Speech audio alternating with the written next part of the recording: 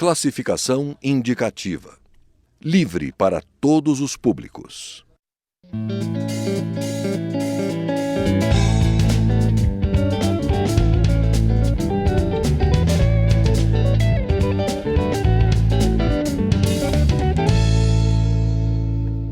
Olá!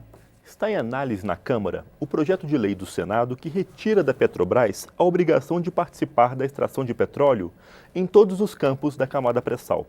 Atualmente, por lei, a Petrobras é operadora exclusiva na operação dessa área. O deputado Júlio Lopes, do PP do Rio de Janeiro, é favorável ao projeto e é sobre isso que a gente conversa agora. Olá, deputado. Olá, tudo bem? Bom, bem-vindo à Palavra Aberta. Eu que agradeço a vocês. Deputado, esse projeto está provocando muita polêmica, mas tem muita informação truncada, tem muita coisa que as pessoas não estão entendendo exatamente. Muita gente, pelo menos, né? Eu acho que tem muita gente interessada em não entender ou fazer com que as pessoas não entendam uma coisa que é muito simples. Na realidade, esse projeto ele só visa desobrigar a Petrobras do comparecimento compulsório em investimentos que ela acreditar não sejam compensadores a ela. É uma coisa extremamente simples, extremamente fácil de se entender e que está sendo tratada como uma hecatombe, uma coisa fora de contexto. É simples assim. A Petrobras, com esta lei, fica desobrigada à compulsoriedade de investir em todos os campos do pré-sal até o limite de 30%. Ou seja, ela querendo, ela continua podendo, nos que ela achar que vale a pena. Exatamente. O que nós estamos dando à Petrobras é a possibilidade de analisar a rentabilidade do campo, de analisar o seu interesse de produção e a sua perspectiva comercial e aí sim determinar ou não o investimento, ao contrário do que fez o governo anterior, de obrigá-la à compulsoriedade de todo e qualquer investimento do pré-sal, ela ter que participar num percentual mínimo de 30%. Ou seja, extorquindo seu caixa, sua capacidade administrativa e lhe impondo uma determinação que foge à sua autodeterminação como empresa. Deputado Júlio Lopes, uma das justificativas do senador que apresentou esse projeto, né, o José Serra, é de que a Petrobras ela está quebrada, né, por diferentes razões, que o senhor pode listar, e além disso o preço do petróleo despencou, ou seja, o pré-sal que a gente dava como certo, pelas regras atuais, a exploração dele já não é tão certa assim. É mais ou menos isso? Olha, eu acho que isso é uma tentativa de corrigir o desastre que se fez quando se partiu do processo de exploração por concessão para o projeto de partilha. Essa tramitação do processo de concessão para o projeto de partilha, que foi implementado pelo governo do PT, ele foi absolutamente desastroso para a Petrobras e para o Brasil. Nós vínhamos tendo muito sucesso no modelo de concessão, em que havia uma valorização grande dos campos e da própria Petrobras, quando se então descobre a imensidão do pré-sal e se pensa então que se vai resolver todos os problemas do Brasil com aquele petróleo que ainda resta no fundo do mar. Lamentavelmente, para ele se inventaram milhares de aplicações na saúde, na educação e em muitas outras áreas, mas o petróleo mesmo, que é bom, não saiu debaixo do mar ainda. E aí o que acabou acontecendo? Houve uma desvalorização global do petróleo que veio de $110 do barril para $40 do barril, inviabilizando uma série de iniciativas e, sobretudo, colocando os nossos leilões do pré-sal numa dificuldade extrema. Basta dizer que quando se tramitou do processo de concessão para o projeto de partilha, se demorou 6 anos para fazer uma licitação pública. E essa licitação só foi obtida através de um esforço pessoal da senhora Presidente da República e do governo dela, forçando um conjunto de empresas chinesas, junto com outras brasileiras que tinham interesse e que foram compulsoriamente obrigadas pelo governo a participar daquele leilão no projeto de partilha. Foi um desastre para o país. O que o senador José Serra faz, então, é uma primeira grande medida no sentido de dar à Petrobras autonomia de gestão para, então, poder ela mesma decidir se vale a pena ou não investir nos campos do pré-sal e com que participação e em quais campos. Deputado, por que, na sua opinião, uma coisa que parece ser relativamente simples e que, de certo modo, volta a um regime anterior que já existia e que parecia funcionar, está virando um cavalo de batalha que a gente vê o tempo todo, inclusive nas redes sociais? Olha, exatamente porque eu acredito que essa seja a primeira de muitas medidas que nós vamos ter que tomar para restabelecer o sistema de concessão. O sistema de concessão se prova eficiente no mundo inteiro. Ele fez com que a indústria petrolífera no mundo inteiro prosperasse e assim fez também no Brasil, até que se optasse pela substituição pelo sistema de partilha. E o que nós fazemos agora, então, é dar novamente autonomia de gestão à Petrobras, depois dela ter que tirar do seu balanço valores de 96 bilhões de reais. Quando lá atrás a Graça Foster falou que iria ter que expurgar do balanço 86 bilhões de reais, ela caiu por causa disso. Aí colocaram o Bendini lá no lugar dele e hoje já se expurgou do balanço da Petrobras mais de 96,7 bilhões de reais. E esse processo, lamentavelmente, ainda continua. No estado do Rio de Janeiro, por exemplo, nós temos a obra do Comperj, né? Que era uma coisa que se imaginava iniciar em 2014, nós já estamos em 2016 e até agora nada, a não ser um acréscimo no custo da obra de algo em torno de 21 bilhões de reais. Inclusive, como o senhor citou, né, deputado, se tem um estado que é mais ligado à Petrobras no Brasil, sem dúvida o Rio de Janeiro, e tem muita confusão também se essa mudança no regime alteraria alguma coisa quanto a royalties.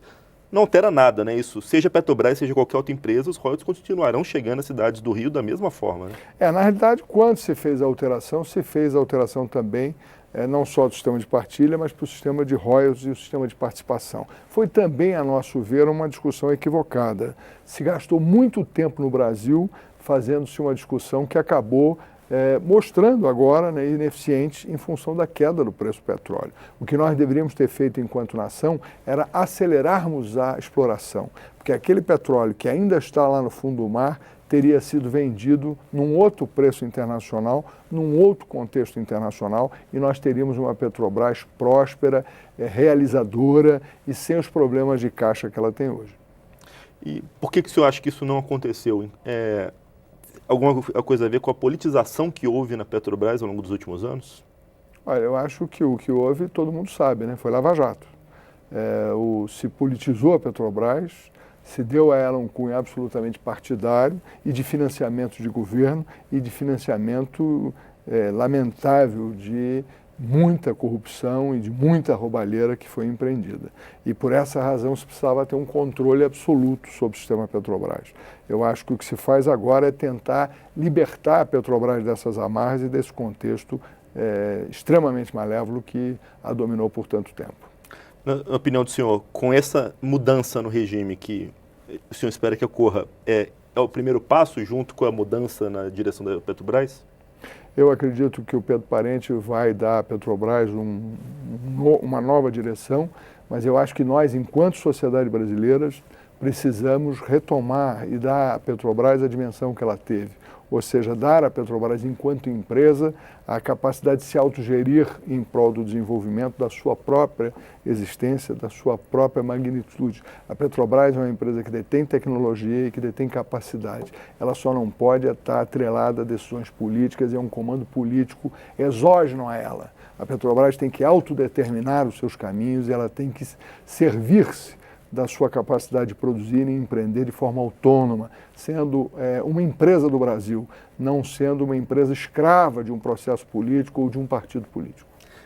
Saindo um pouco da Petrobras, deputado, e voltando para a questão que o senhor falou de todas as promessas que foram feitas com base no pré-sal, né? O Plano Nacional de Educação, por exemplo, ele tem metas extremamente ambiciosas, basicamente apoiadas no pré-sal que, como o senhor falou, não saiu e talvez não saia tão cedo, se é que... Como é que ficam todos esses planos agora? Eu acho que o que se fez foi dividir uma riqueza que ainda não existia. Ou seja, a riqueza até existe, mas ela ainda é inacessível. E ela será inacessível se nós não tomarmos os meios e as formas necessárias para empreender essa riqueza. Essa riqueza só será palpável o dia em que ela for extraída. E para isso é preciso dotar a Petrobras, os seus equipamentos, os seus conselhos e a sua direção de capacidade administrativa, redirecioná-la a uma empresa empreendedora. Deputado Júlio Lopes, nosso tempo acabou, mas obrigado pela sua presença e como que está a situação da tramitação? Bom, eu acredito muito na aprovação desse projeto e eu queria que a senhora, o senhor, todo mundo que está em casa só soubesse disso, que estamos dando à Petrobras a possibilidade de decidir ou não, se vale a pena ou não, empreender nos campos do pré-sal. Deputado, boa sorte e obrigado pela sua presença aqui. Eu aqui agradeço. Obrigado. A gente que agradece, deputado. Eu sou Juliano Pires e este é o Palavra Aberta. Você pode conferir esta e outras edições do programa no site câmara.leg.br/Palavra Aberta. A gente fica por aqui. Até mais.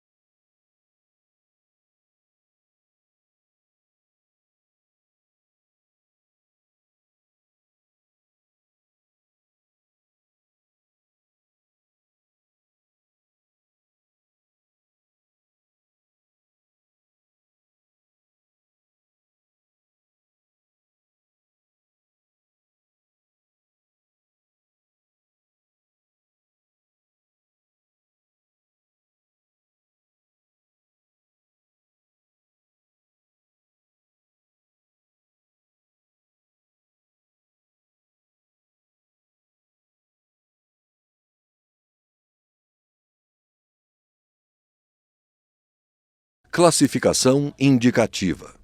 Livre para todos os públicos.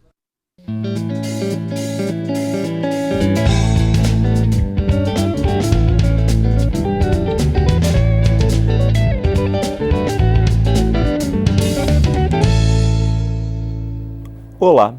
Entre as propostas prometidas pelo governo do presidente interino Michel Temer para controlar os gastos públicos, a primeira a chegar ao Congresso Nacional foi a proposta de emenda à Constituição que institui o novo regime fiscal. O deputado Danilo Forte, do PSB do Ceará, foi escolhido para ser o relator dessa proposta na Comissão de Constituição e Justiça e agora preside uma comissão especial que trata do tema. E é sobre isso que a gente conversa agora. Bem-vindo à Palavra Aberta. Obrigado, é um prazer estar aqui. Deputado Danilo, qual a importância dessa proposta de controle dos gastos públicos? É importante controlar os gastos públicos? É fundamental. Todos nós sabemos que, desde a nossa casa, quando há um descontrole, quando se gasta mais do que o que se ganha, que se arrecada, você vai passar por uma situação difícil, né? Você perde o controle e aí estoura o cartão de crédito, aí perde o crédito na praça, não pode mais comprar fiado, o nome vai para o Serasa, vai para o SPC. Hoje o Brasil tem 59 milhões de pessoas que estão na lista negra do crédito, né? Estão inadimplentes, ou seja, no cartão de crédito, ou seja, no Serasa, ou seja, no crediário. Diante disso, a gente precisa resolver o problema do país, porque nós temos 11 milhões e 600 mil desempregados. Nós temos uma inflação nunca vista. Nós estamos com um descontrole tão grande na economia que hoje um quilo de feijão custa quase o preço de um quilo de café. Um quilo de queijo está mais caro que um quilo de filé. Então, isso é tudo desarrumação que está a economia do Brasil. Fruto da irresponsabilidade de uma política que gastou mais do que o país arrecadava. Inclusive foi dito na campanha de 2014 que se fazia o diabo para ganhar a eleição. E aí está queimando no caldeirão agora, exatamente porque foi o diabo para ganhar a eleição. E para rearrumar isso, você tem que ter controle. Tem que ter controle, por um lado, impedindo o gasto irresponsável, né? Regulando a despesa, diminuindo o solvedouro, o desvio dos recursos públicos e dando credibilidade e governabilidade para o país. Então a PEC 241 nada mais é do que um teto para o gasto, sem congelamento, porque corrige em função da inflação do ano anterior, e dando ao Congresso Nacional a autonomia para definir o que é a prioridade. Então, dentro daquilo que está orçado no ano anterior, corrigido pela inflação do ano, que é o IPCA, você tem a capacidade do Congresso Nacional de elencar as prioridades. E as prioridades devem ser feitas em cima dos programas, das ações, dos investimentos do governo, que são oriundos exatamente de uma boa eficiência do serviço público. O que todo mundo quer é que o serviço público funcione. É que tenha o posto médico, mas tenha um médico e tenha um medicamento e um tratamento digno. que tenha a escola, mas tenha professor e tenha qualidade de ensino, que tenha a segurança, tenha uma polícia bem orientada, tenha a iluminação pública, que inclusive virou fator de insegurança no país. Então, e que tudo isso volte a dar ao país condição de ter credibilidade no governo para voltar aos investimentos, e voltando ao investimento, volta a geração de emprego. Deputado, um medo que parte da população tem demonstrado é de que gastos com saúde e educação, principalmente, ficassem congelados. O senhor já falou que não é por aí, que isso vai continuar sendo reajustado, né? As pessoas podem ficar tranquilas quanto a esse tipo de coisa, né? Não, assim, isso é o discurso de uma nova oposição que teve a oportunidade de consertar o país e, em vez de consertar o país, aprofundou-se no erro do passado. Então, perdeu a oportunidade da mudança.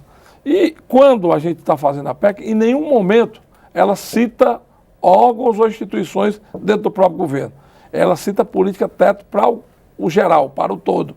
E dentro do todo, vocês podem fazer uma avaliação que, onde for mais necessário, poderá haver uma mudança. Por exemplo, você pode tirar dinheiro, se o juro baixar, você pode ter folga na sobra do juro para investimento. E esse investimento pode ser saúde, educação, moradia, esgoto, que são tão importantes para a família brasileira hoje, como também segurança. Você pode definir que um gasto com um segmento é desnecessário e que o gasto com outro segmento é prioritário. E aí você pode aumentar a compra do medicamento, o investimento na escola, o aumento do professor, tudo isso pode ser dado.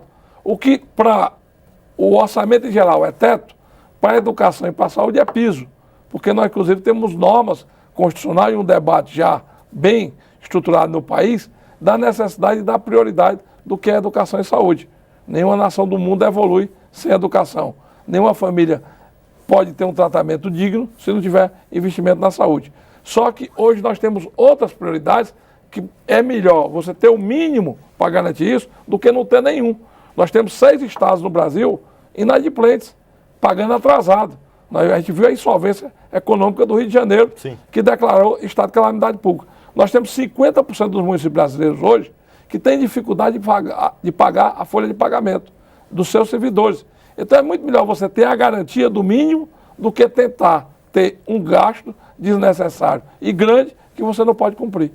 Deputado, o senhor acabou de citar o caso de 6 estados que não estão dando conta de pagar as contas e geralmente esse problema é com pessoal e custeio, né? É pagamento de funcionários, é previdência.